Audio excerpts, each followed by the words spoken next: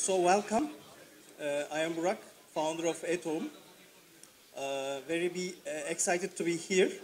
This is the second Etohum meeting that we are organizing in San Francisco. Last year it was a small community, which also Eren and Umur was there. I am very excited that the community is growing and these kind of events have more attraction in San Francisco, especially the Turkish community. This year, there are lots of speakers coming from Turkey, the leading internet companies in Turkey, successful stories.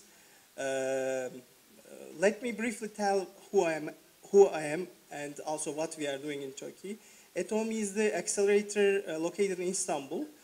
We are selecting every year 40 startups, training them, mentoring them, and also seed investing some of the companies that we selecting every year. We have done 40 investment in last 6 years. Half of them failed already. And the 20% goes successful. Successful means they are living, they have angel investment, but we haven't exited yet. One of the problems in Turkey, the exits are very problematic in Turkish internet market.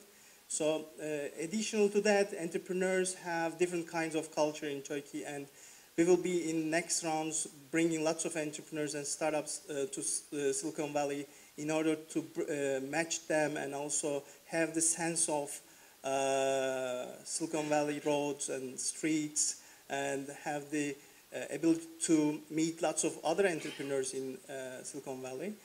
Every year we select the 40 startups and mentor them, and afterwards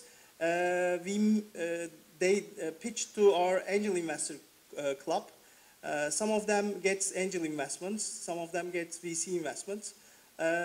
Although the Turkish internet startup community is kicking off last 3-4 years, there are some good successful examples coming from the market. But if you benchmark with the US and San Francisco market, this is very in the beginning of their early days. So these kind of meetings are important for the Turkish community, in my point of view. Most of the countries have these kind of meetings, especially in San Francisco, and meeting lots of people and coming together to share their knowledge. So this is the second one that we are organizing. I am very happy to be here. And we also organize lots of meetings in Turkey, 50 meetings every year. It is also important gathering through people and meeting them is important, especially in Turkey. Also, we are live broadcasting to Turkey, this event. Welcome again. I will hand out Alan, who is a close friend. Also, he knows Turkey ecosystem very well, and he has been in Istanbul many times. Welcome, Alan. Thanks, Burak. Thank you very much. You can clap if you want. Clap for Burak. Thank you again for having me here and for letting me kind of kick off this session, which there's going to be a lot of great speakers, I think, over the course of the afternoon. I didn't realize we were live broadcasting to Turkey. I think people are going to bed probably, but maybe they will stay up late in the night for us. Hey, if you're there, stay up. It's going to be worth it. So my name is Alan Taylor. I run the office for Endeavor here in California. How many folks have heard of Endeavor before in Turkey or elsewhere? Okay, cool. So very quick, thank you for raising both hands, Barish. I appreciate that. Super quick, Endeavor is a global organization that works with high growth, sort of scale up companies. So a couple steps up from sort of startups and incubators. You know, we really are focusing on, we call them high impact entrepreneurs that can go to the next level and create thousands of jobs, we hope, in Turkey and in different countries around the world. So I've known Burak for a long time, really appreciate everything they're doing on the earlier stage side of the ecosystem in Turkey, where Endeavor has been operating for the last 7 or 8 years and have a few kind of great companies we've been able to support so far. I'll tell you guys a little bit more about that.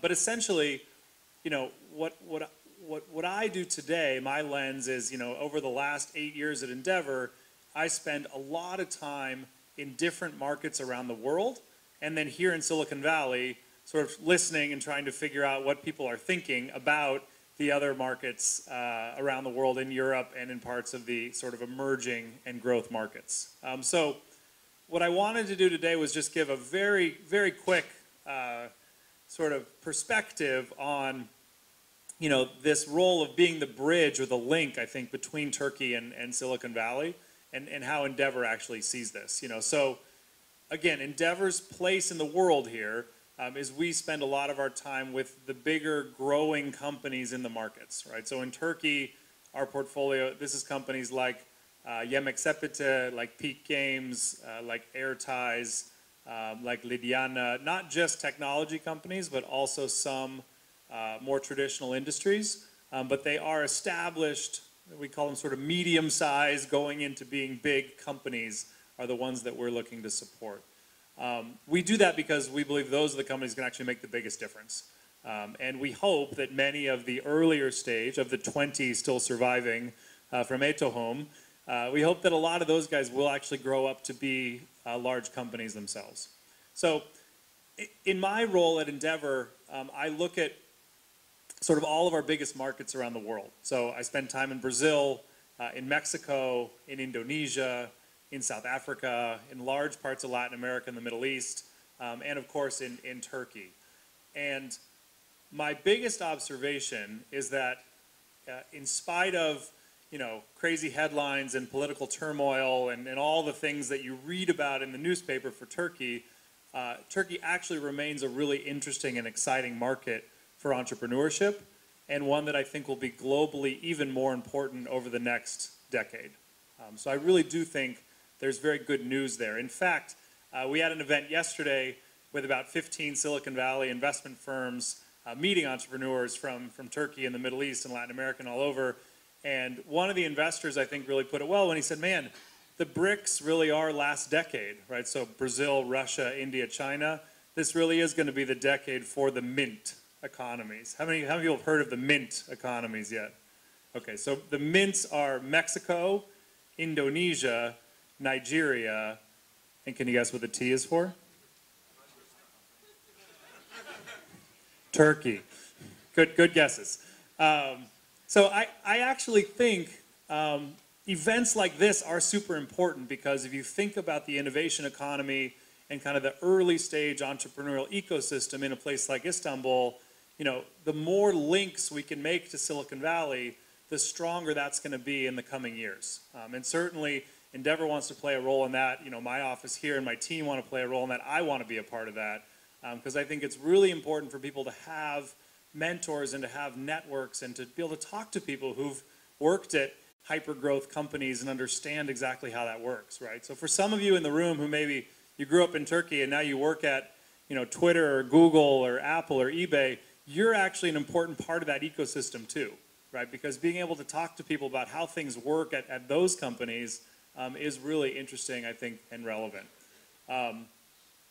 So the other thing that Endeavor thinks a lot about, and I think a lot about, is really how do you form an entrepreneurial ecosystem, right? What are all the pieces and parts? And, you know, there's tons of great information out there now and lots of great blogs, and actually, you know, lots of great people in this room, I think, who would be fantastic to answer that question. But I think there are three parts that are really, really important to me that I wanted to kind of emphasize and give as a lens as you listen to the different speakers today to think about. And the first one is really probably the core of what Endeavor does, but it's mentorship, right? And maybe if you live in Silicon Valley, you live in San Francisco or the Bay Area, you take that for granted. But the concept of actually being a mentor and helping somebody, and helping them without any expectation of getting anything back, but just helping them because you want to help, you know, or we say sometimes in California you call this help first, right? Don't wait to see what they can do for you, but actually do something first and help. You know, that is a really important and key concept for every one of these entrepreneurial ecosystems around the world.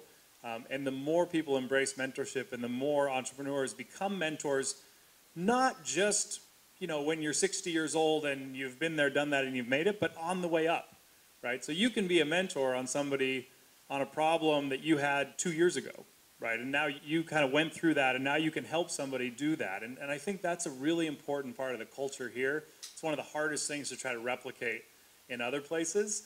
But especially if you live here and you have contact with the ecosystem back in Istanbul or in other parts of Turkey, I think mentorship is really, really key.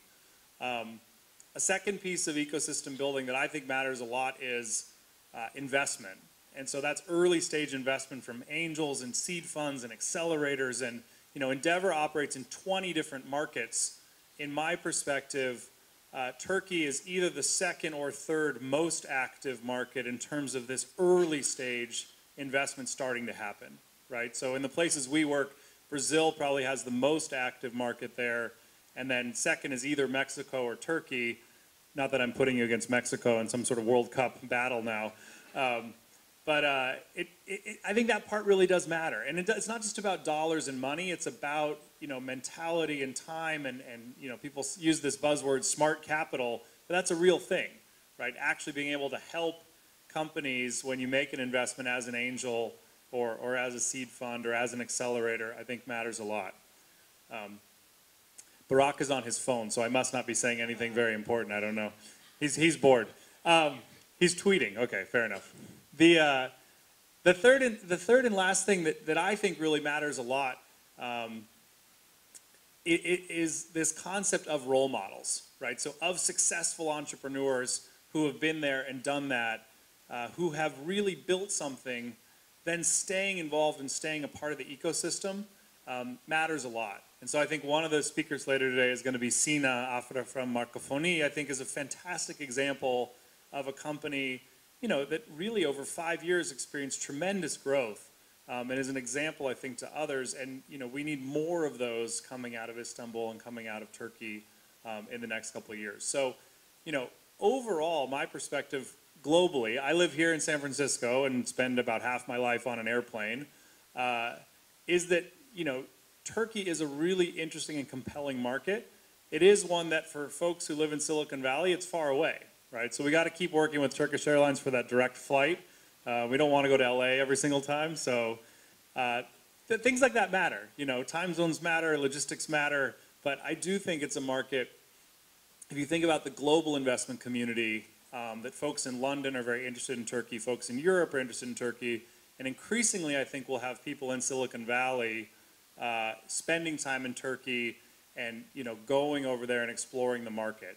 Endeavor actually led a trip together with Silicon Valley Bank in December of this past year, where we took a dozen top venture capital and LP investors to Istanbul, really to see the market for the first time.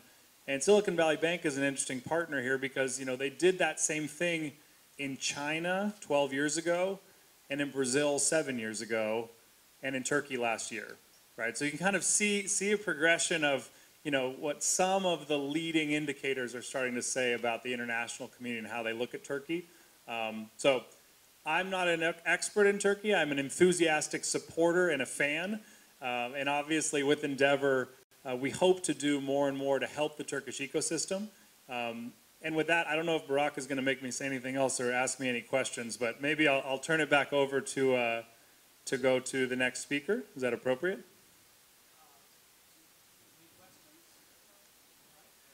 Okay. Oh, Barish is going to ask me a question. Yes, sir.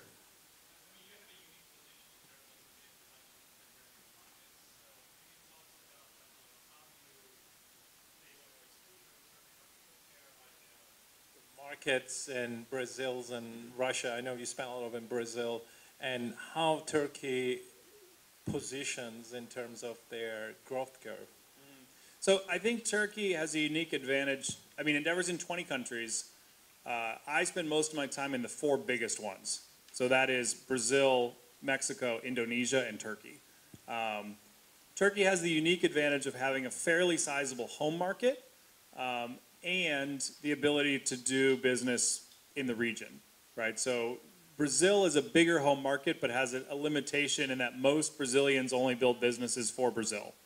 I am, cautiously optimistic about some of the businesses we're supporting and actually now investing in with the Endeavor Catalyst vehicle in Turkey, because once they become a market leader in Turkey, I think they do have the ability to go and expand into the MENA region, into Europe, into Russia, into some of the markets. I mean, I jokingly tell my American friends, well, no, the Turks are fearless. They do business everywhere. But that's actually, it seems to be true, right? I mean, if you look at Yemek Sepeti as one example, you know, once they really did well in Turkey, they were able to go into and become market leader in several neighboring countries. So I think Turkey is unique in that way, where it does have a large home market where you can build a meaningful business just focused on Turkey, but when the time is right, being able to expand into a few different choices of which way you want to go, right? Sort of whether you go towards Europe or towards the East, or even, you know, into the rest of kind of the Arabic-speaking world. I think those are all interesting opportunities. So in terms of timing, I do think the ecosystem in Brazil for entrepreneurship, early stage investment, tech, is a little bit, quote, ahead of Turkey. I think that's probably the most developed market that we work in. But Turkey is clearly second, ahead of Mexico, far ahead of Indonesia. Indonesia is an interesting market because you have lots of smartphones and lots of people online, and you'll see these statistics about Jakarta being the #4 Twitter city or the #2 city on Facebook. But for them, nothing monetizes yet, right? Not enough credit cards, nobody paying. So I think Turkey, in terms of smartphone penetration and payments, is a more compelling market. But yeah, Kutlu.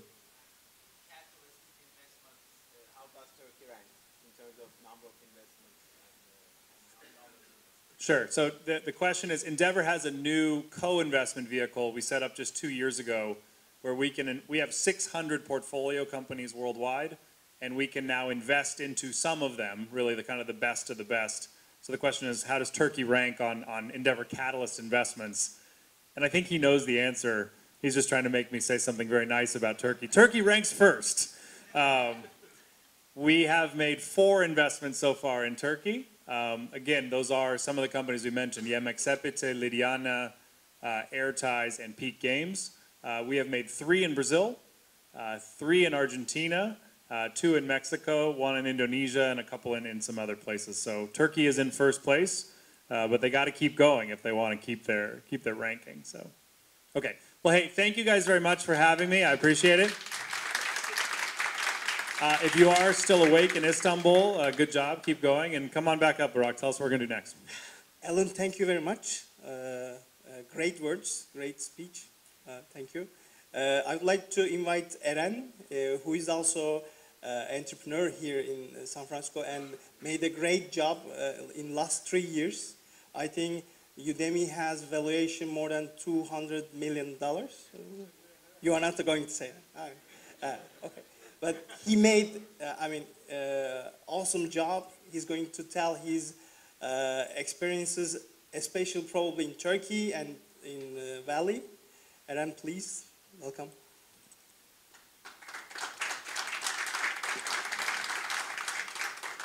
Hey guys, this is Eren. I'm a co-founder of Udemy and most recently the chairman. I used to be CEO, just stepped down from that position. I'm enjoying my life right now after all those long years. I'll tell you a very quick story, just as context. So I started Udemy with my co-founder Oktay in Turkey almost 8 years ago. It used to be called No Band. We didn't know anything about what we were doing. And as expected, it failed. And part of the failure was that it was the wrong time, wrong place. So it was wrong time because online learning wasn't a popular subject.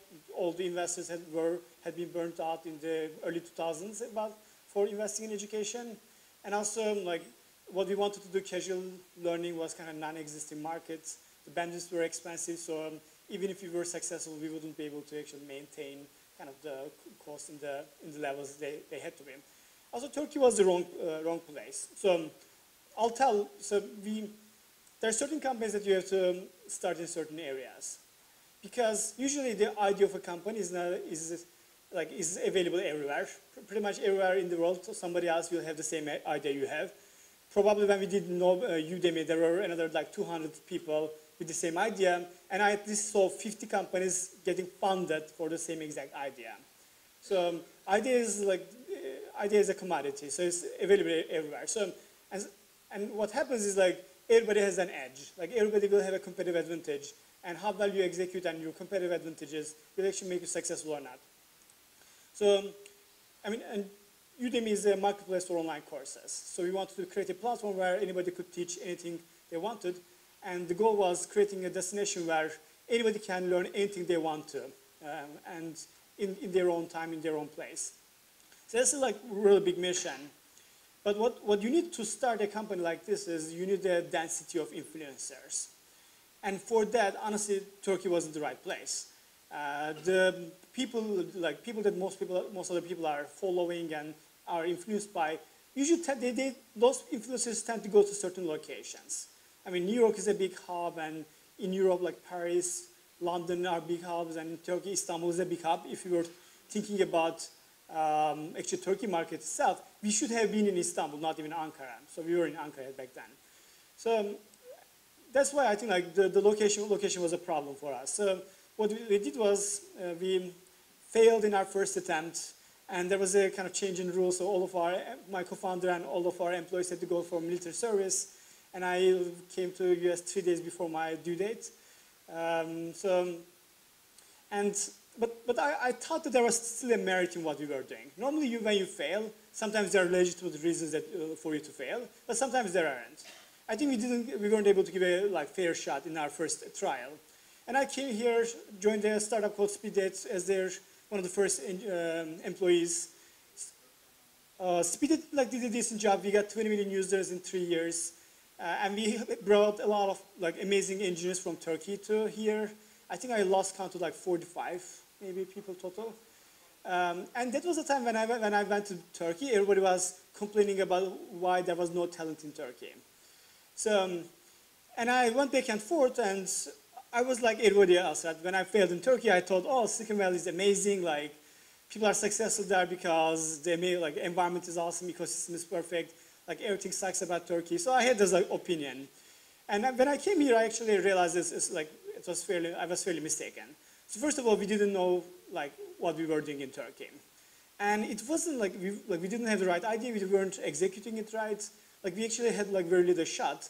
And we were also stubborn. We actually thought we were really smart and we were arrogant, and we weren't actually getting any feedback. And the failure, what the failure taught me was that I don't know anything. And I came here and I saw all the other people doing startups and how amazing they were. And that made me feel like, okay, there's a lot of things that I have to learn from other people. And then when I started going back and forth, and I realized, actually, in Turkey, there are a lot of people who other entrepreneurs should learn from, and there is a lot of talent. There are a lot of amazing angel investors. Everybody has good intentions. It's actually not that bad. It wasn't like we weren't looking at what's available. Because when I came here, it wasn't easy either. We got rejected by at least 70 investors before we got any traction with our investors. And I was we were always the underdog. I can tell you, from the time we started, I don't think anybody thought we would ever be successful. I could see that because when we meet some people, sometimes they would say, oh, this innovative, really nice, cool.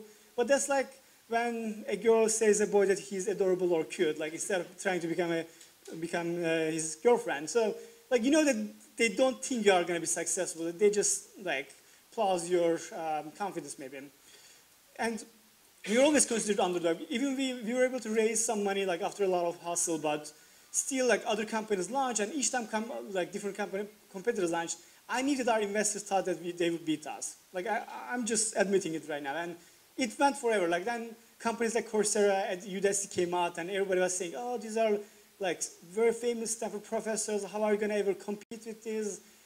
They raise so much money. They know all these people. And we had other investors, other competitors. As the market started seeing traction, then there were more stronger competitors, people who had previously built billion-dollar companies, and they were able to raise a lot of money. So at any time we were underdogs, but it really didn't matter. Actually, being an underdog is really awesome if you're an entrepreneur, because it takes the pressure out of you, and then you can figure out what your competitive advantage is. Because no matter what you are, you always have an edge. So that's the first keyword I think I learned. So the edge is very important. You have to have an edge about what you are doing. So our edge was that pretty much everybody in Silicon Valley are coming from these elite universities. They went to Harvard and Yale, and they got a well-paid job, and they usually have rich parents. This is actually majority of Silicon Valley. And there are some like immigrant entrepreneurs every once in a while, but like they seem like exception to the rule. And then like one of our edges was that everybody thought about the education problem as a problem of quality. Like they were complaining about their Stanford education when they were thinking about it, like the problems. While we had come from like a third world country in their eyes, and I actually went to school I went to primary school in a small village. I was born in a village. I went to school there. So like I thought like one of our advantages was we were seeing other people who actually had true like problems. And we thought the problem in education was an access problem. There was high quality education and learning somewhere in the world, but it wasn't accessing most of the people. And we thought like, how can we scale the access of learning? So this is our edge. And then you need usually one more thing. You need a scope. So if you look at companies like Apple, which have amazing products, I used to look at those and I would understand how they were building those amazing products. Honestly, I was never surprised with how good Apple was. I was more surprised with how much HTC's phone sucked or other companies sucked. Like all these large companies with $1 billion of budgets, and they could hire anybody. They could hire the best designer in the world, give him like $50 million, and they couldn't build a good phone or a good product. So you have to understand like, why they cannot like do it, because they should like lack the scope and the focus. So your advantage, especially when you're small, should be that you exactly know what you want to do. They should be really like well targeted. You shouldn't like, if you go around and try to like invade 10 markets with one product, you won't be able to do it. You have to like choose your markets very clearly. And building a good design, good product is all about knowing your problem very well and knowing your target very well. So when we started Udemy, we said Udemy is going to be a place to learn, like which will let anybody to learn anything they want. And we said, and we won't do anything else.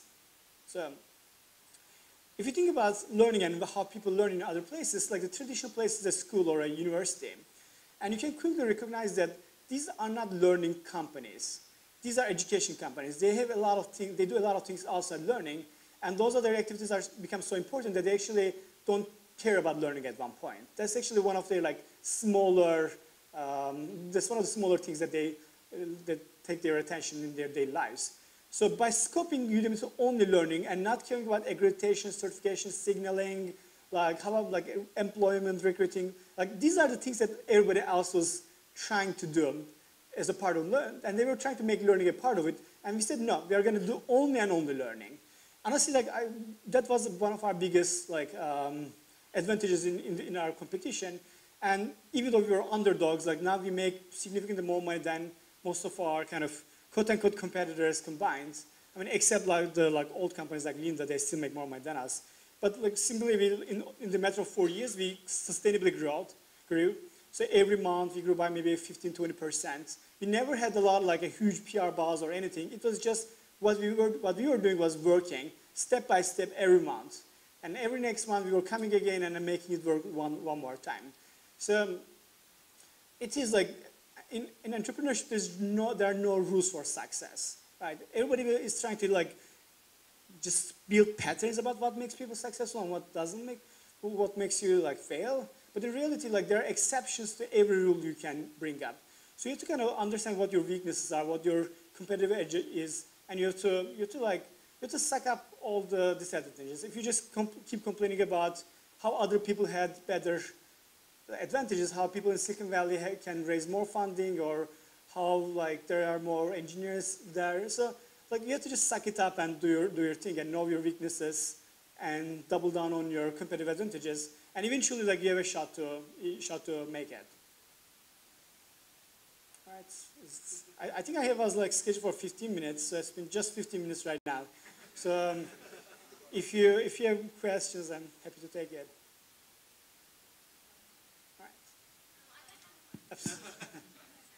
Yeah, I think you raise hands for that.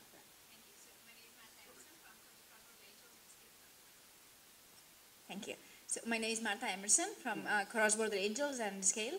I wanted to ask you, what would be the biggest challenge for you to come here as an international company? You know, yes. Is it the money because it is expensive? Is it the cultural nuances? What was the biggest thing that you would recommend for other entrepreneurs that want to come here, that you have to be prepared for, like the biggest challenge on your case?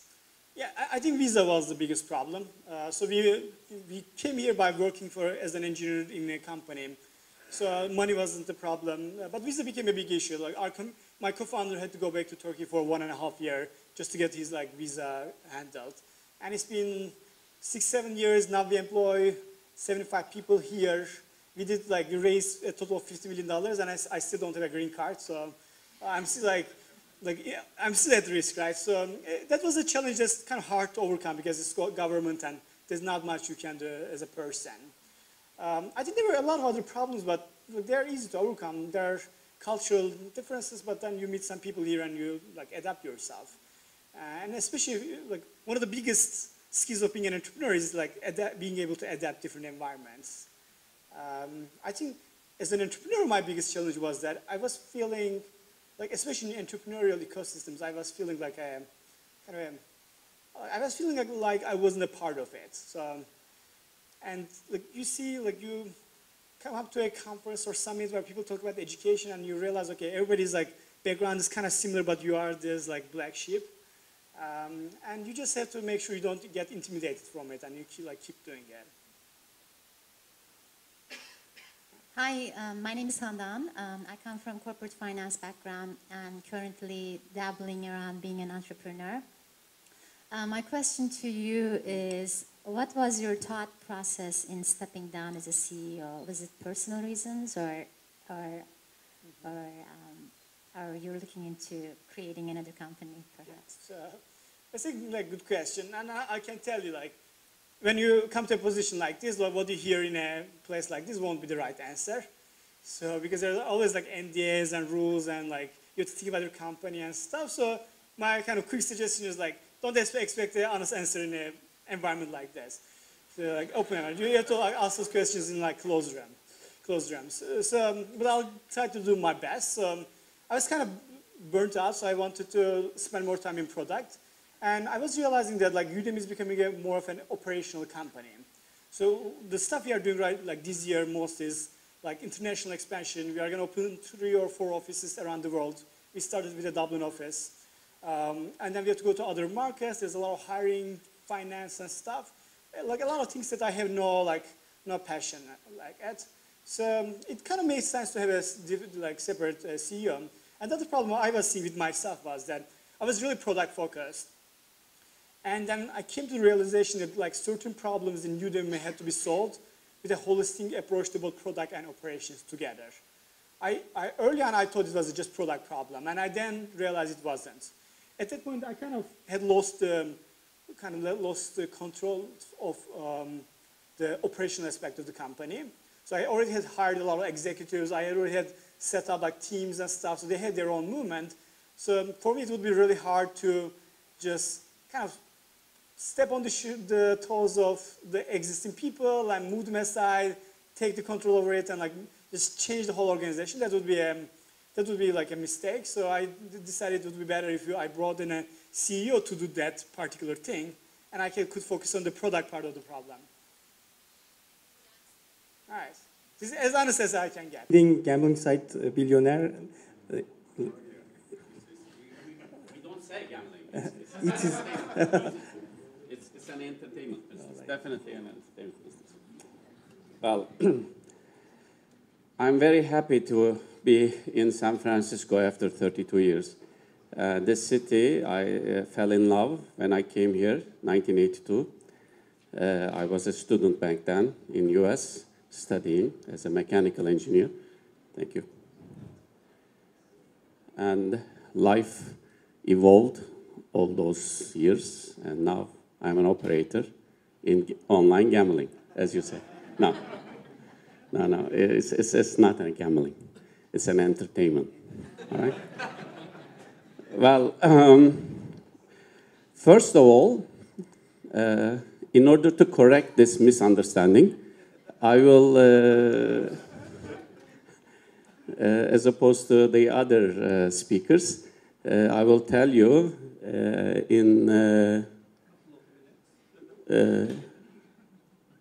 first I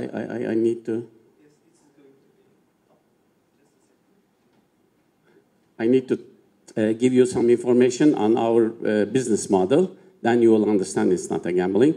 And I will go into other topics which I will share my views based on what I have been hearing so far. All right, guys. Technology sometimes fails. Billionaire.com. I'm not an individual entrepreneur, as most of you in this room are.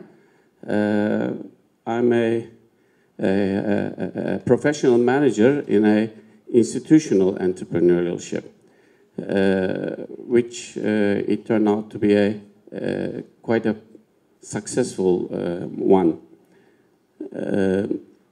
I will also share with you what were the success factors and what are the success factors currently in our company. All right. I'm not touching anything. Huh? Well, unfortunately, I can't see them behind. So I don't know what they're showing there.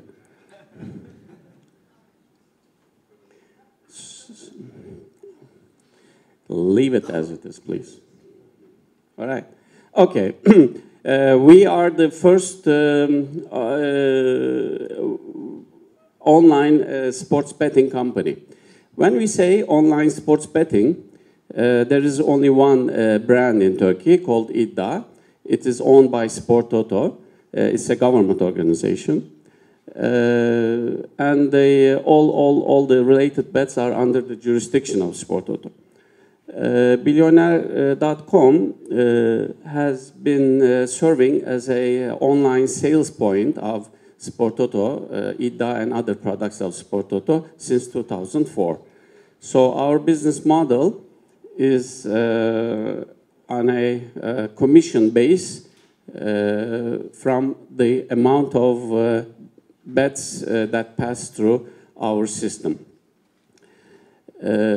We are currently the market leader in sports betting with more than 45% of the market share. There are 5 other competitors who are doing the same type of business as we are. We have 11 different channels that you can play sports betting products, as well as traditional Milli Piyango national lottery ticket.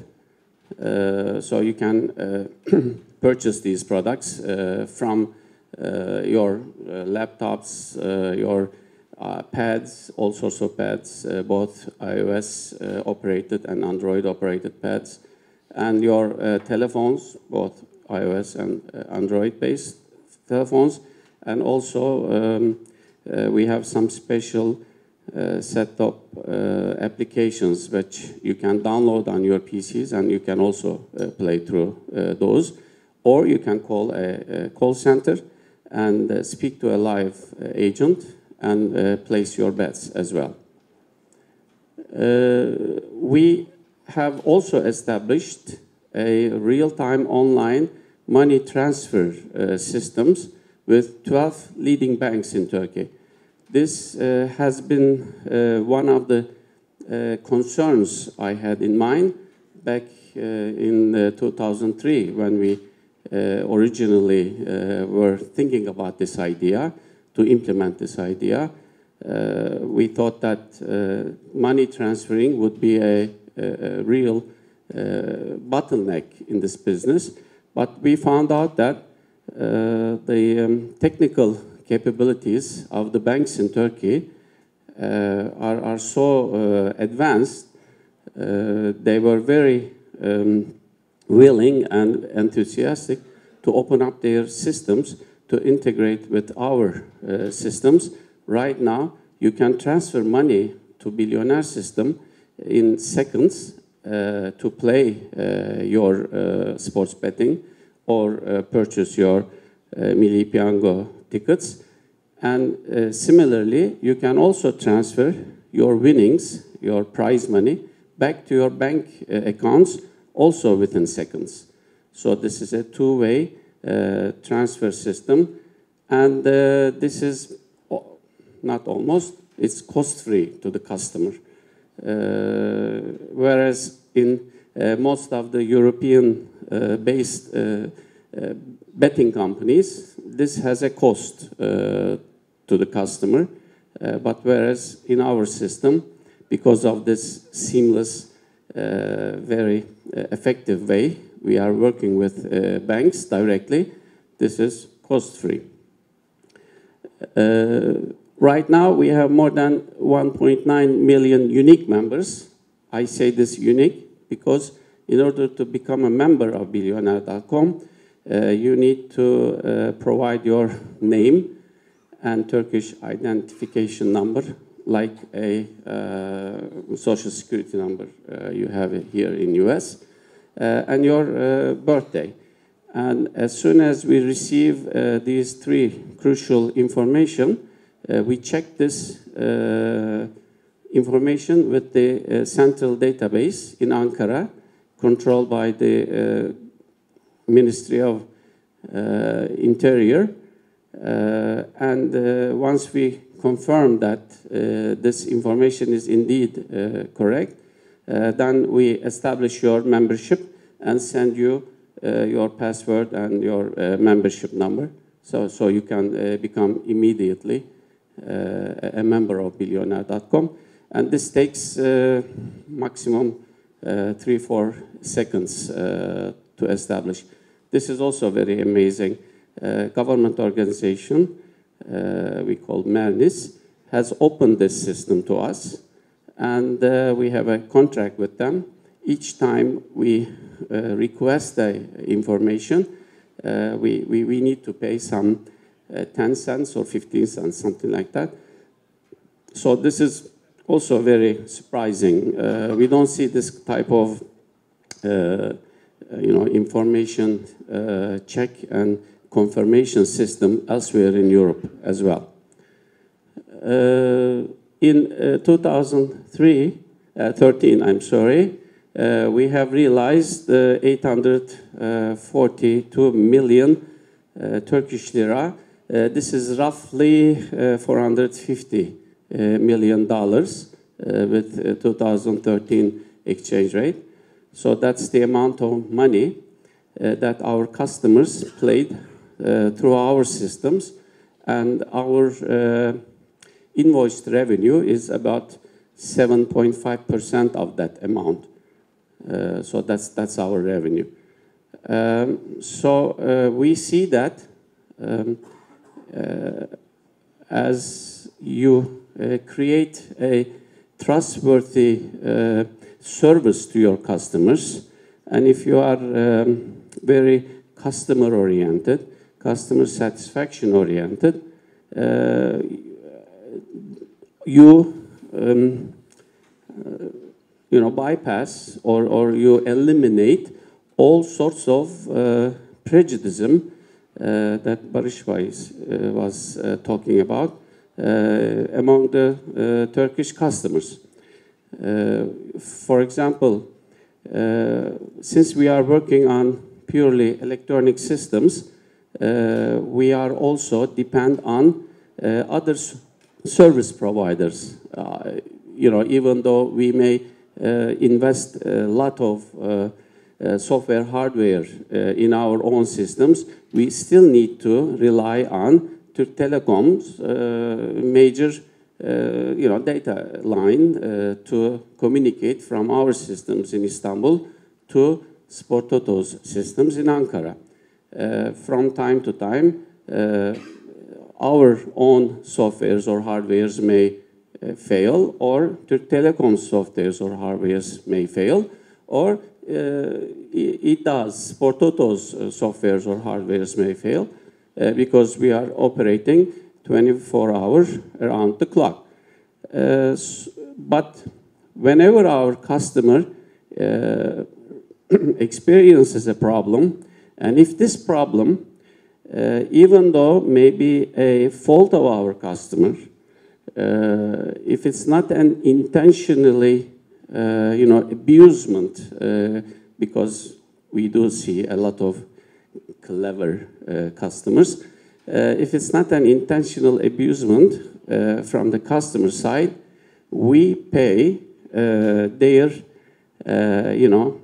loss or their expected loss as well as their actual loss immediately. Why we do that? Because we believe word of mouth is extremely important in this business. And two, we needed to create a very trustworthy environment because people are coming and giving their very valuable personal information. And at any given time, some $2 to $3 million of our customers' money are sitting with our accounts, all 24-hour period. So we need to make sure that our customers are absolutely satisfied as far as our technical systems are concerned, as far as our emphasis on security and personal data protection is concerned. Next, please. Next, all right. Okay. Let me tell you a little bit on this market, how it has evolved from 2004 to 2013. This is not our market. This is the whole games of chance market in Turkey. There are three major players in the games of chance market in Turkey. Sport Toto is active in sports betting, and Turkish Jockey Club is active in horse racing, and the National Lottery, Milli Piyango, is active on lottery games. As you see, 2004, the total market was 2.7 billion Turkish liras, and in 2013, the total market reached to almost 13 billion. Of that, you see all the growth is coming from the sports betting. In 2013, $7.1 billion is contributed by the sports betting, whereas Milli Piyango and Turkish Jockey Club horse racing compared to sports betting are relatively slow. Now we are expecting a tender in 2 weeks for the privatization of Milli Piyango, and we also expect that this Milli Piyango volume will certainly, my expectation is minimum 5 times it will grow in the next 12 months after it's been privatized. So I expect a huge,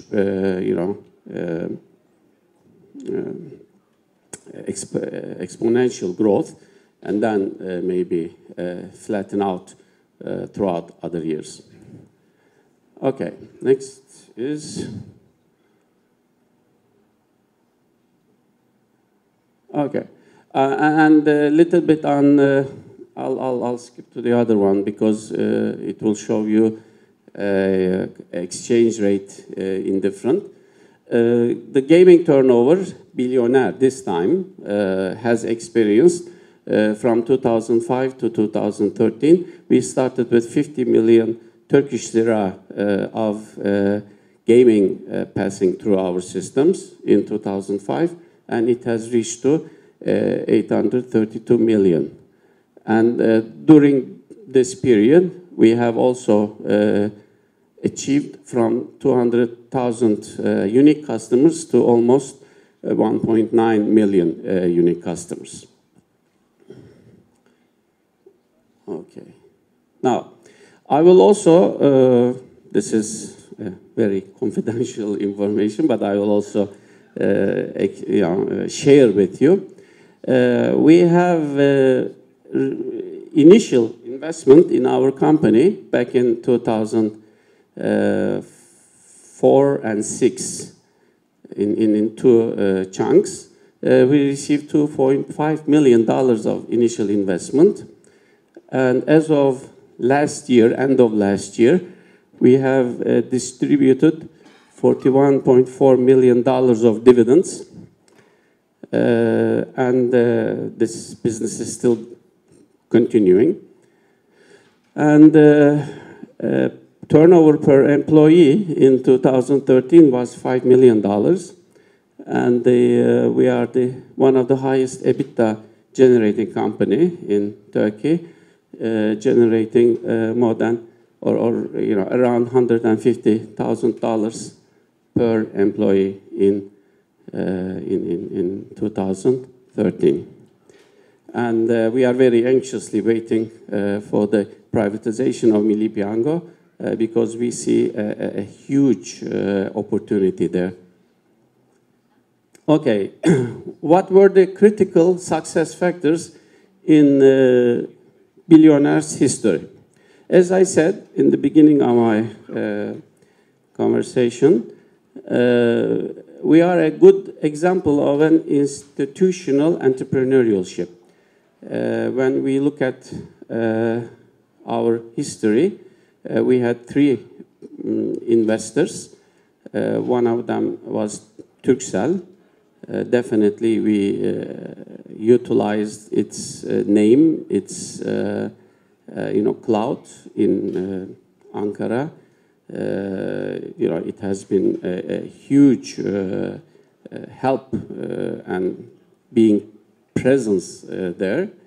And we also had two other shareholders with 20 and 25%. So 55%, 25%, and 20%.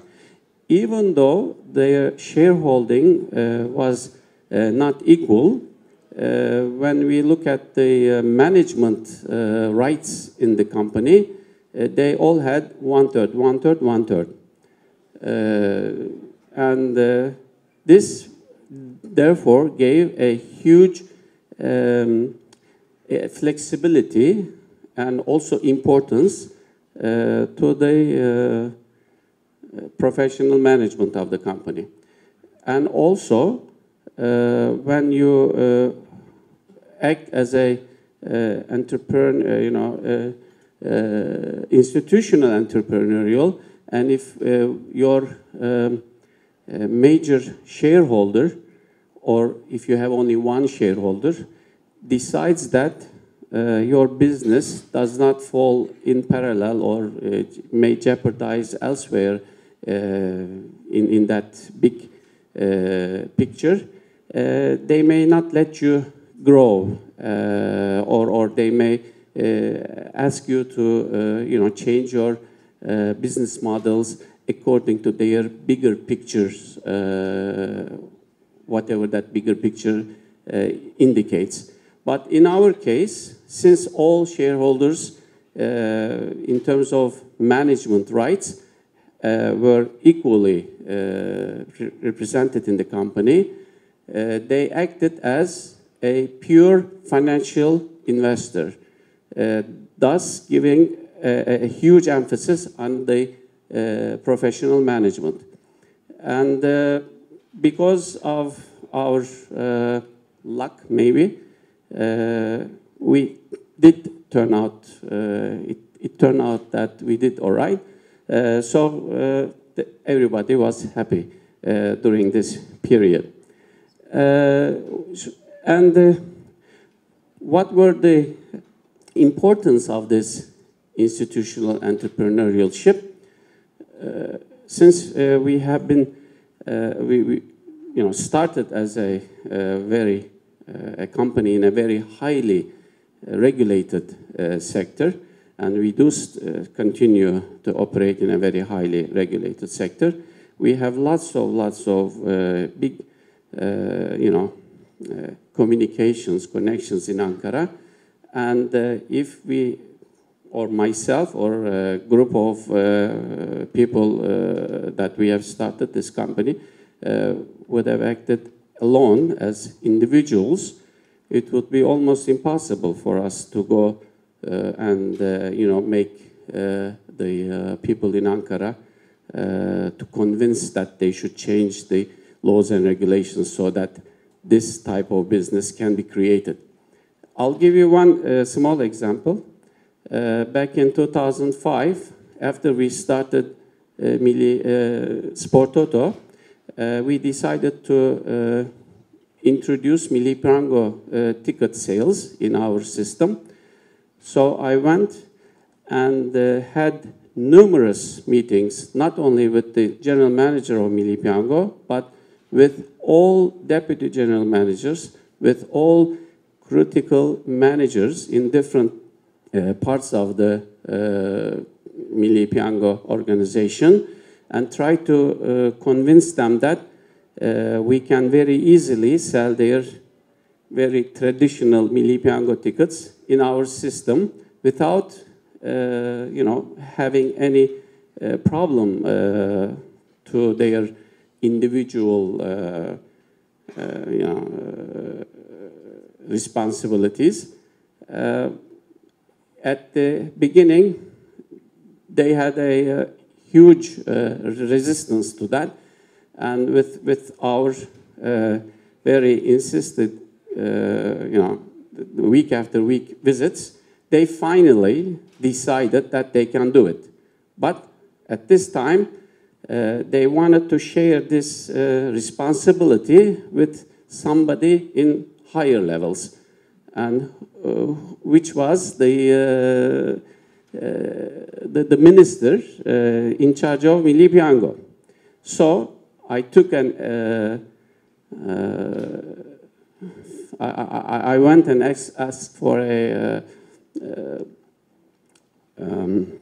meeting request from the deputy minister in the Ministry of Finance. If I would have done it by Said Kayahan alone, he would have never given that meeting request for me. And I used Turkcell, of course. And immediately, the next day, he accepted me. I went and explained our, progress in the last 1 year. And he immediately understood what I was saying. He picked up the telephone and told the general manager that so and so, let's start this business tomorrow. And that was the end of the story. And the very next day, I went back and signed the contract. And since then, we are selling Milli Piyango tickets in our system. So in short, the name of the story is you have to use the strength of your institutions properly in order to get successful results. But that's not enough, and you have to continue throughout that period your mutual trust between the company, Billionaire, and in this case, with the Milli Piyango. This is very important. We also enjoyed attracting talent because I remember as a company, we started with 3 or 4 people. Am I passing the time? I'm sorry. I deserve it, thank you. Okay. It was not very easy to attract talent because people were saying, what is Billionaire? What does it do? And they all have this very prejudiced understanding of gambling. But when we say we are a part of Turkcell company, the doors were open. So it was very easy to attract talent. So this was another reason we enjoyed institutional entrepreneurship. Also, we had huge benefit to be a Turkcell company when we went and discussed the price of server per server price in Oracle database. for example. They gave the same price as they were giving to Turkcell. As a small startup company, I'm sure they could have charged us minimum twice or 3 times the price that they did back then. Similarly, Microsoft licenses, Oracle licenses, SAP licenses, all those licenses were priced at Turkcell prices. And as I said, because of our unique management structure, this company has been managed as the managers instead of investors. Investors are just coming every month. We hold a regular board of directors meeting, and we share every single detail of our operations with our shareholders every month, regularly. And we also have a very detailed budgets, and we compare every month with our budgets. So this also gives us a very flexible, a working environment. Yeah, congratulations. Why did Turkcell invest in your company? Okay. In 2001, 2002, I was working as a Turkcell professional back then. And in Turkcell, we had a group, we were a group of people, and our major target was to create a value-added business which we can use Turkcell's data network. These 3Gs, 4Gs were being discussed at that time. So we needed to create a business which will use this data. And it turned out to be a very successful one. What's Turkcell's ownership right now? Throughout these periods, Turkcell sold, but Turkcell is a different story. We are not going to discuss Turkcell here. Okay, one more final. Are you going to bid actually in the tender for this Milli Piyango, your company? No, we are not. But whoever will win this tender will definitely would like to work with us, because we have a huge infrastructure and very active 1.9 million members. So, do you know who's bidding for that? Of course, yes, it is public. There are 3 interested groups. One of them is Net Holding, and the other one is Lotomatica, GTEC, together with some Czech Republic investors. And the third one is, very surprisingly, a local Ankara-based construction company, ERG, ERG, ERG İnşaat. I am very surprised how they end up in this process. I don't know. We'll see. So the payment system or the money transfer system you mentioned, the money transfer system that you mentioned is very interesting. That sounds like a potential opportunity maybe to create another payment system or a mobile payment system, considering your partnership with Turkcell. I imagine that's another regulated domain. Is there any plans, or are you looking at that area, given that you have a very interesting infrastructure there, obviously? First of all, it's not very easy, even though we have been experiencing this very, state-of-the-art technology payment systems. Why? Banks in Turkey are very, very highly talented in this area. And they do have their own software engineers systems, state-of-the-art technology systems, where whichever these ideas that come to our minds, they go ahead and do it immediately. They do have that, current talent already been employed by them. In fact, for example, I see PayPal has been trying to be active in Turkey for some time, and now there is an organization of banks in Turkey called Bankalar Arası Kart Merkezi, now introduced their own PayPal system. After that, PayPal's chance, I believe, has been diminished. It's very difficult for them to exist in Turkey after BKM. And sorry. Yes. And my question is also related to payment system. You mentioned about the money transfer and transactions, and I am just wondering, what's your perspective about the Bitcoins?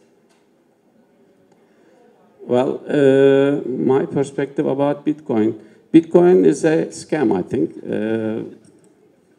Next question. I felt like Popovich. I watched that video. It was hilarious.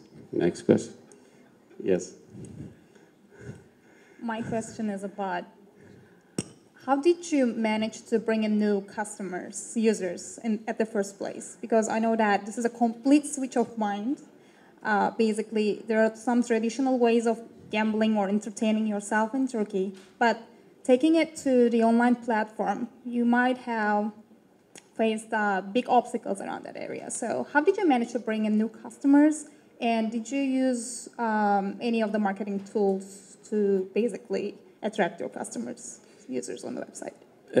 Of course, we used all the customers that you can count immediately, that all different tools that may come to your mind. But on the contrary, we found that it has been extremely easy to attract customers to our system. Nowadays, for the past 3 years indeed, we don't do any specific focus on attracting new customers, but to my surprise, every year we are getting 170, 180,000 new customers. And we are not doing any specific emphasis on customer retention as well as customer acquisition. It has been very easy. Why? As Barış Bey said, football, and it has been the one of the major sports betting event in Turkey. Is very popular sports in Turkey, elsewhere in the world as well, except US. And therefore, there are lots of newspapers, magazines, TV programs talk about football continuously almost. So iddia is there all the time. We didn't need to do any additional effort. Is that it? Thank you. I was curious, so where do your customers come? Do they come from search engines, or do they know your brand before coming to your site? And why don't you try to grow your business? Because I would imagine that if you put more emphasis on new customer acquisition, you would grow your top line revenues with them. So why don't you care about it? No, I'm not saying we don't care about it. Of course, we do care about it. What I'm saying is we do get new customers without having, putting additional effort into it. The name of the game is not to get the customers. Once the customer is in the store, they need to play. They need to deposit money and play. That's more challenging than getting the customers into the store. That's what I was. Huh? Yes. But going back almost 10 years ago, my assumption was at that time we would have more active customers in any given month than we currently have today. But their average revenue per user per month would be less than what we have today. For example, last month, not the month before, April was our peak month. We had 430 lira ARPU. This was very, very big. I would have preferred that to be 200 lira per user per month, whereas active customers that given month was 260,000 active customers, unique active customers. That number would be 500,000, 600,000, because we do have a system already invested to handle 700, 800,000 customers at any given time. But my question was, do they come from search engines, to do advertising? Everything. Yes, we do use search engines. We do use advertisement. We do use advertisement on boards together with the football clubs. We use very effectively in radio. Radio is very effective medium. And also internet, CPMs. All right? Yes. All right, I'll take that criticism. Make sure that we don't bother you anymore. Thank you. Thank you.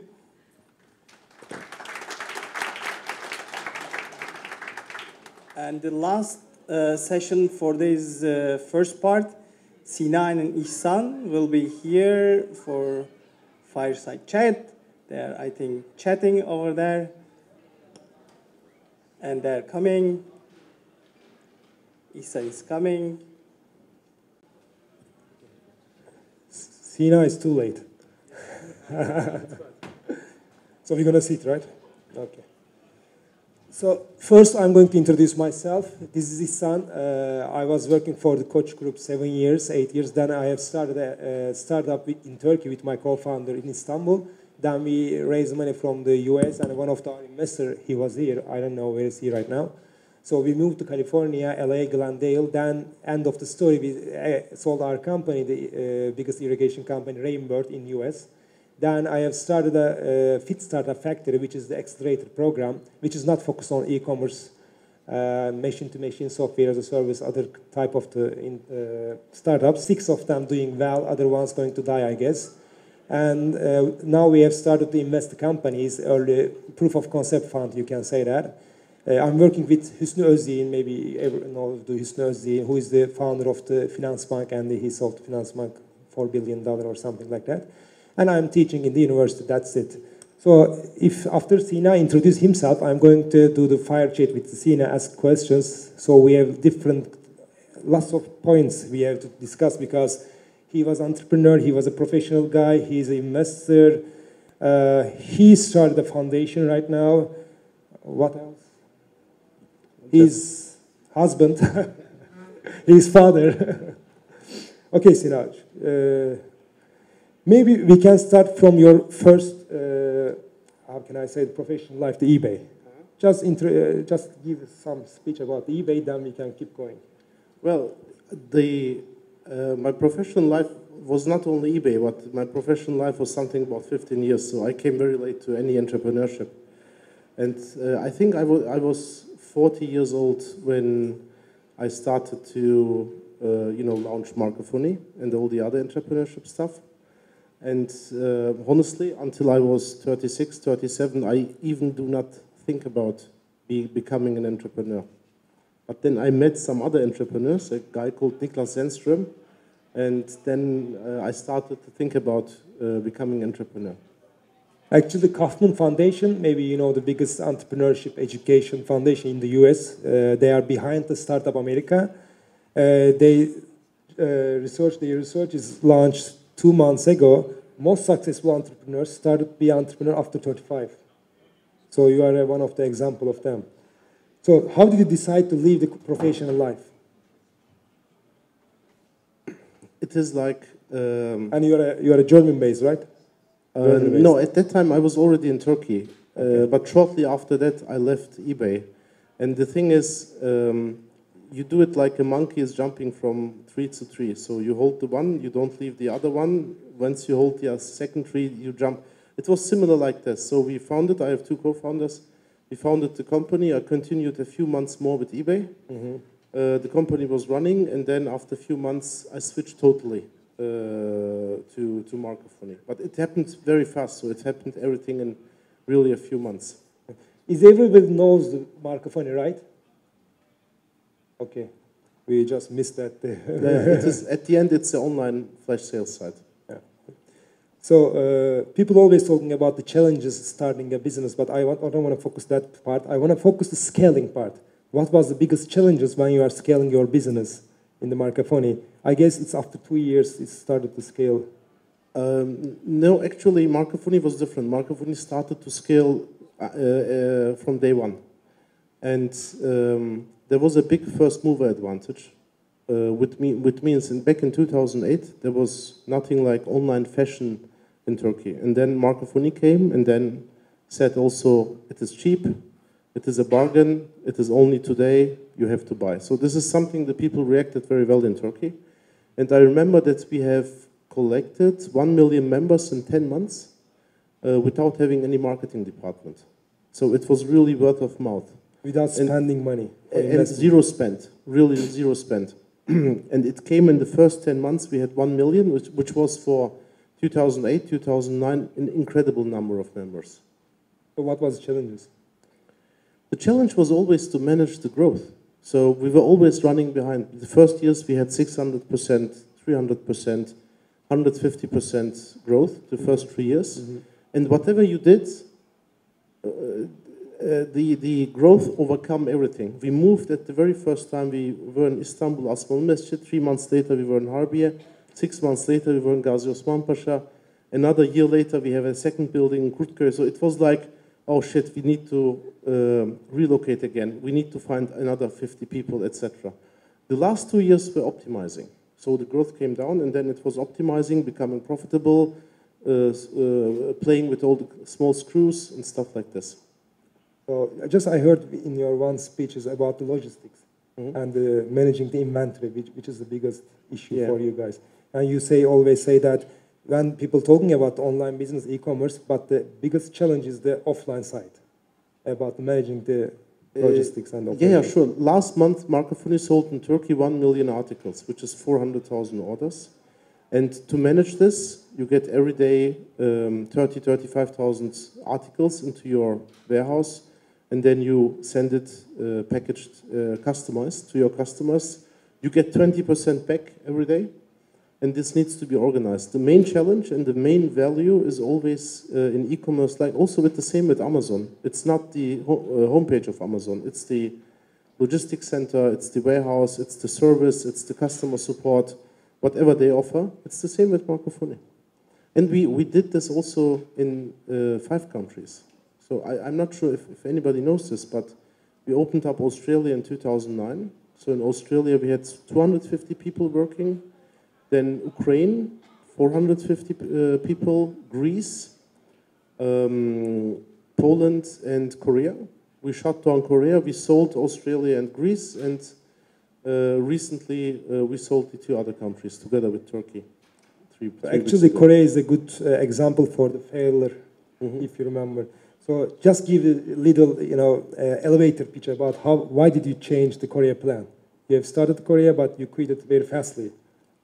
We quit to start a new country. If you have a running system, is something about 6 months and $500,000, at least back in 2010. So we shut down Korea after 6 months because we put up a European site, which means the site is short and you need to click to go to other sites. Korean sites are long and you need to scroll, not click.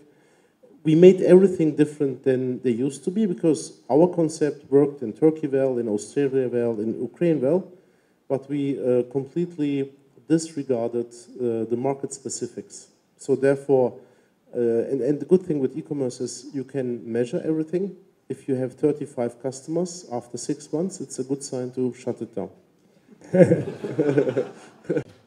And usually we heard that, again, the one research they published that it says that biggest failing problem of the startups, first one is no market need. Second one is the team conflicts. So usually people talking about the co-founders problems, founders problems, teams. So you have 3 co-founders. So how did you manage it, working together? Oh, well, actually we have been 4. 4, I'm sorry. But the one, nobody knows the first one because he left very early. And we had always very simple rule at the beginning. If somebody is against something, we don't do it. Sometimes you miss out opportunities, but usually it works pretty well. Later on, when Naspers invested, we said, okay, this doesn't work anymore. We will have roles.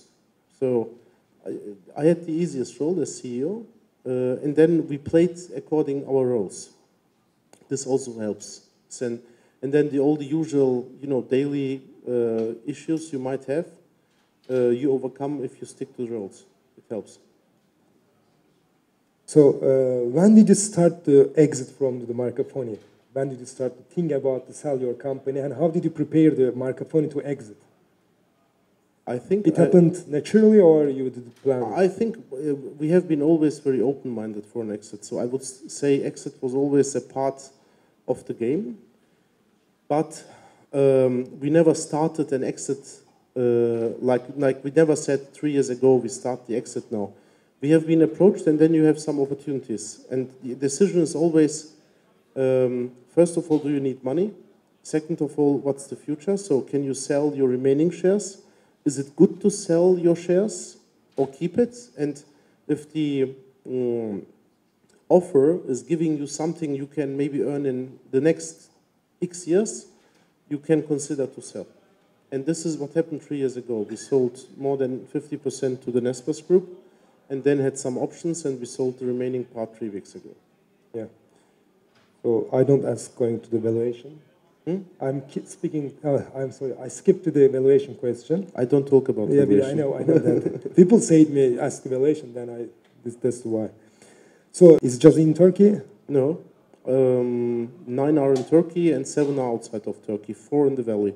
7 in the valley. 4 in the Turkey. 4. I'm sorry. 4 in the valley.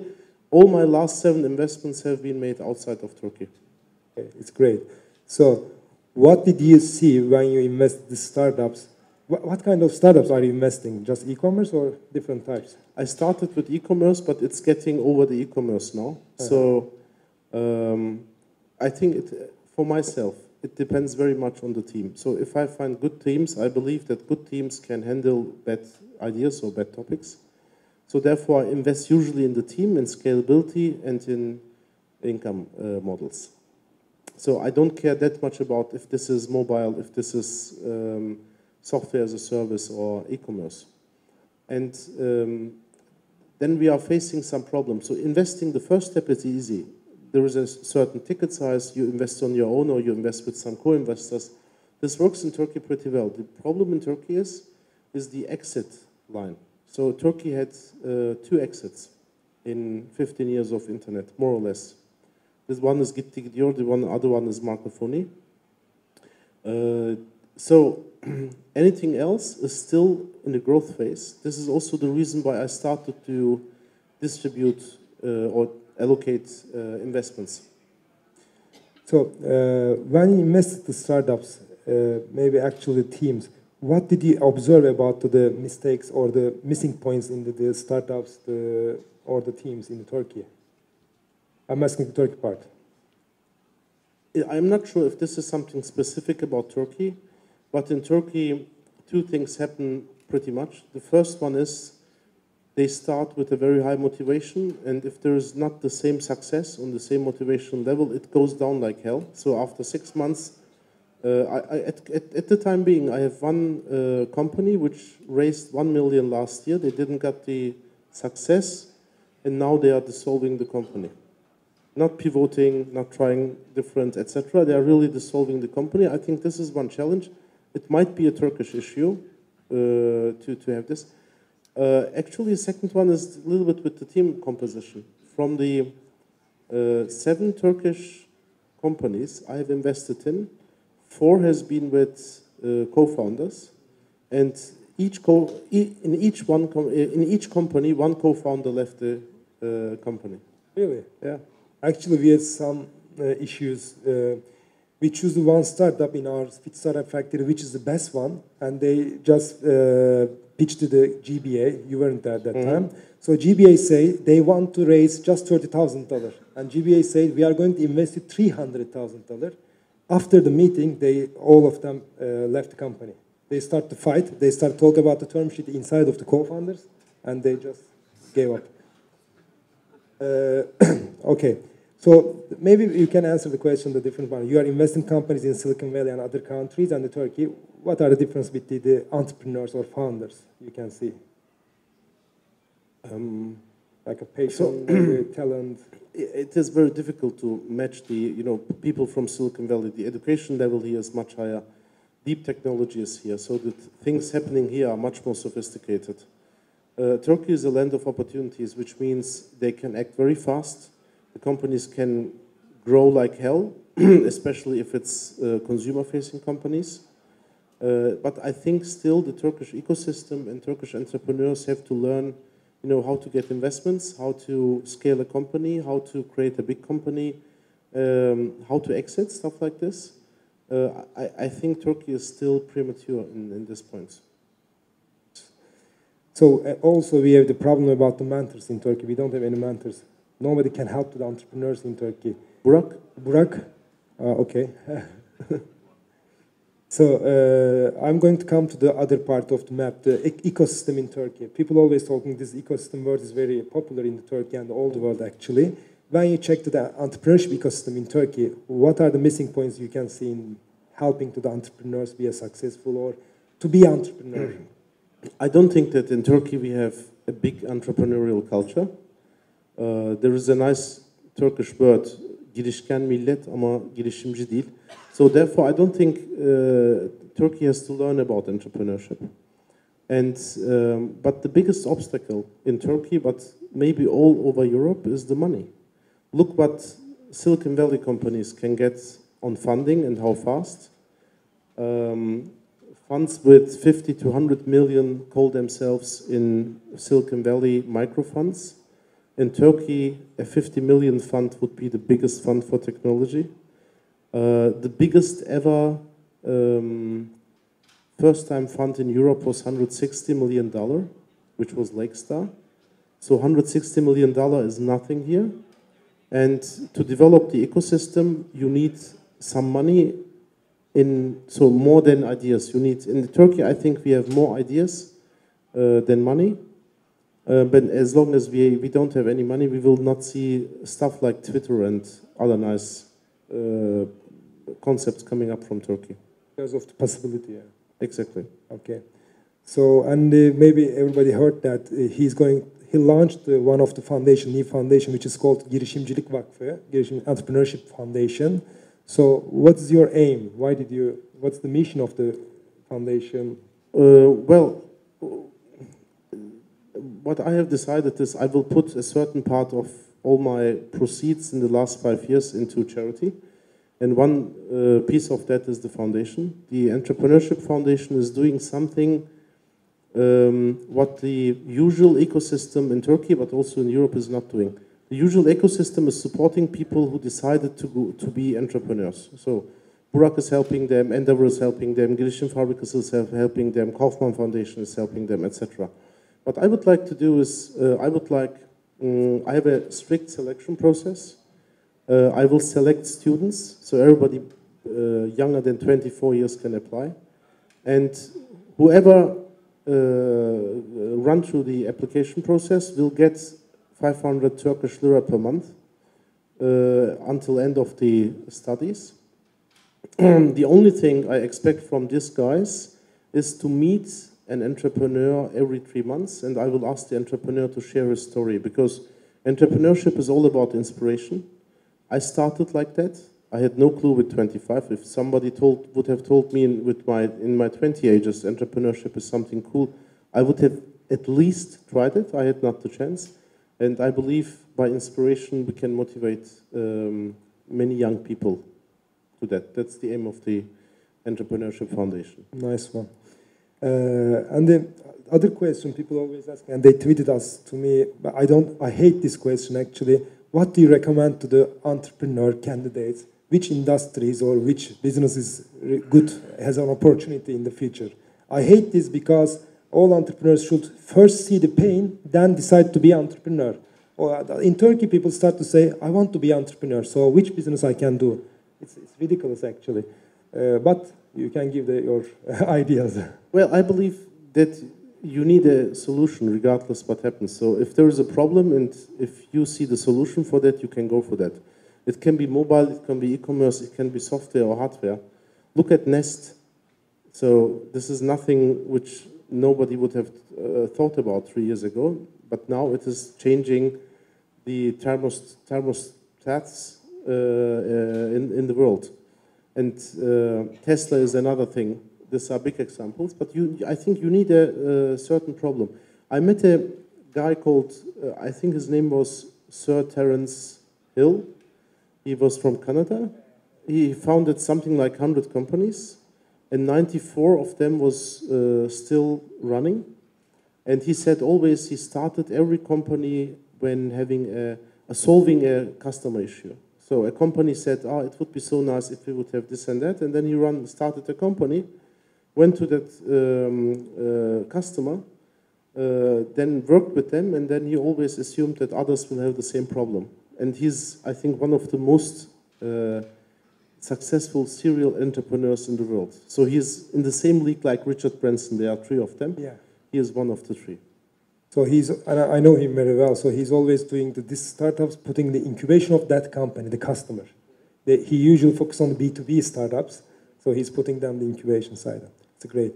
So I'm going to let you to ask questions, but my last question, what is next about Sina? Good question. I think I will have an answer end of the summer. But let me tell you that I don't think that I'm going to have a new startup in e-commerce. I don't think that I will leave Istanbul. I don't think that I will work corporate. Somehow it will be more type of venture capitalist. Oh, yeah. You give some money. Money is the key, or money makes the world go round. Okay. Even the amounts are very small. I think the Turkish government could help in supporting this. And you are completely right. Almost everybody, if you look into the ecosystems which are successful today, even China, they all started with some governmental support. Actually, I'm in the commission of the government, 2 part of them. They have the really good grants, actually, but they don't know anything about entrepreneurship. I was in the judge sometimes who is going to give the grant. These are the 3 professors. They say, oh, it's a nice idea, but they just focus on the technology. There's a customer business plan or whatever it is, there's nothing. So they don't have any commercial guy or the investor guy in that part. So they always give the grants to the good ideas, but never commercialize. So in Turkey, if you are an entrepreneur, tech entrepreneur, the $50,000, they give you the grant.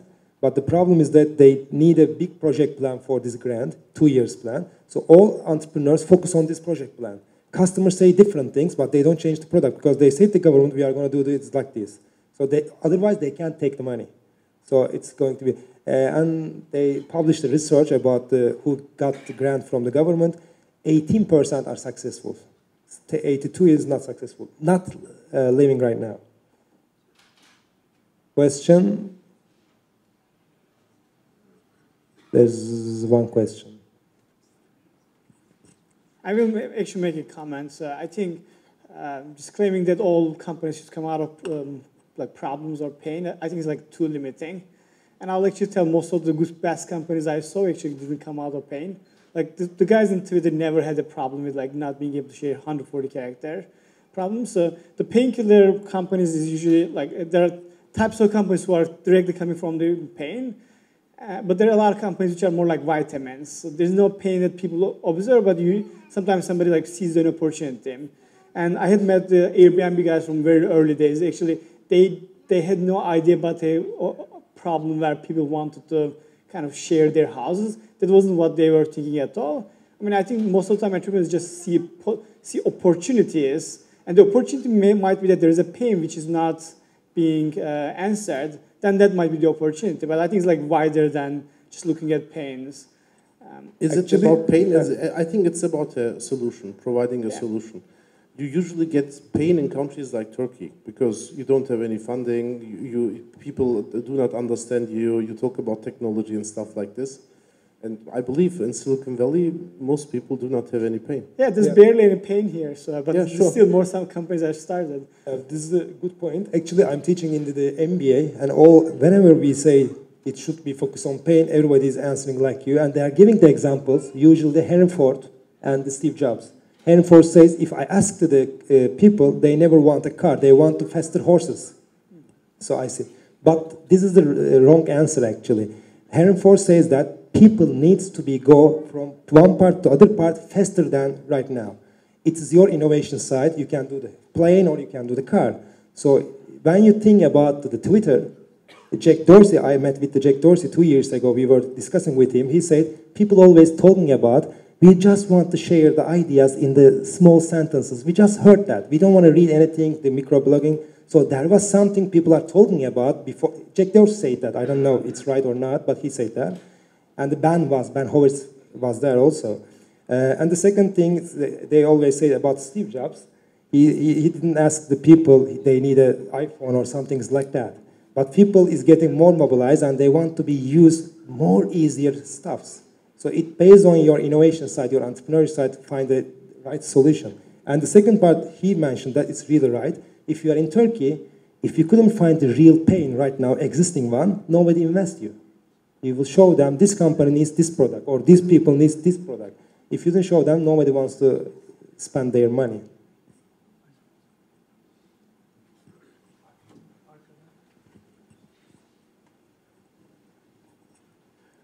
You mentioned about teams, and you're really interested in teams more, and you're believing that bad ideas even can be brought to good if there are good teams. First question, I have two questions. One is, how did you handle corporate culture, team culture in Marcofoni? Have you handled it, or it was already great success and you didn't have to do much? Or really personally, have you invested in your own time or got consultants for building a good corporate culture? Well, I always tried that Marcofoni never had a corporate culture. I tried always to be very close to anarchy, and I spent half of my time to keep it on that level.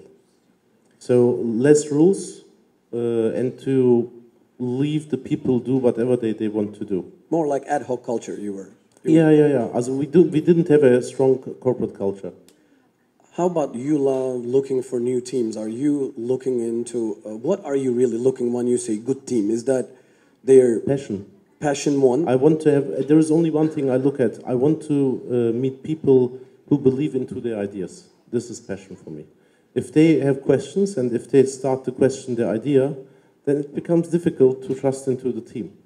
And if there's passion, that's number one, and that's enough for you, or are you really checking others? I also appreciate a good education. So, and knowledge and everything, I see. But passion is by far the most number one issue for me. Thank you. I always trying to add something. Just I remember one said from the Warren Buffett in the 1950s. They asked the Warren Buffett, "How do you invest?" He said, "I never invest the horses. I always invest the jockeys." So it's the same thing actually. It doesn't matter what's the idea. Is there questions? More? Yeah. Same question. Maybe I'm from the education part. I can say that there are 3 different capabilities the team should has. They say in the Silicon Valley. One of them is the domain expertise. If you're coming to the textile business, somebody knows somebody from the textile. Other one is the engineering part. You should not outsource the engineering part. The third one is the business mindset. One of the guy in the co-founder teams has the business mindset. Business mindset, domain experts, and engineering part should be together, they say. Did you have this combination in your team? Not necessarily. Yeah, Tolga has a business mindset, right? Tolga. No, of course he has a business mindset, but I don't believe in the structure you said too much. But Ahmet, he's an engineering part. No, he's a financial guy. No, Tolga is an engineer. Ahmet is a advertising guy. Advertising guy. Okay. So, do you have any more questions? Joachim, you are looking at us. I can ask. Actually, it's related to the. Shall I take a mic? Thanks. It's related to the funding from the government, the support from the government. I mean, the government is trying a lot with fund of funds and with the angel investment law. So we are proudly receiving 75% of our investments back, at least in theory, from the government. Is this helping? Is this something, because you say you're actually founding a new let's say, foundation just for directly supporting entrepreneurs. Why is it needed? Why is it needed to get small loans if already these generous grants are provided? I think the general grants are for motivating people to become angel investors. It's not for the entrepreneurs. Isn't the intention that in the end the entrepreneurs are benefiting from that? Exactly, and then these angel investors invest into the entrepreneurs. That's failing.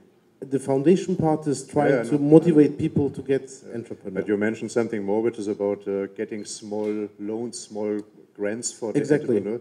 Does it mean it failed so that the angel investors are not able to disperse the money? No, it didn't fail. I think you need both and more. You need also the funds of the funds concept, which was launched in Turkey. You need the 50 to 75% grants to your investments, and you need the direct grants for the companies. I think you need to have more channels and to get the drops of water out of it. Oh, I can say thank you, right? Thank you.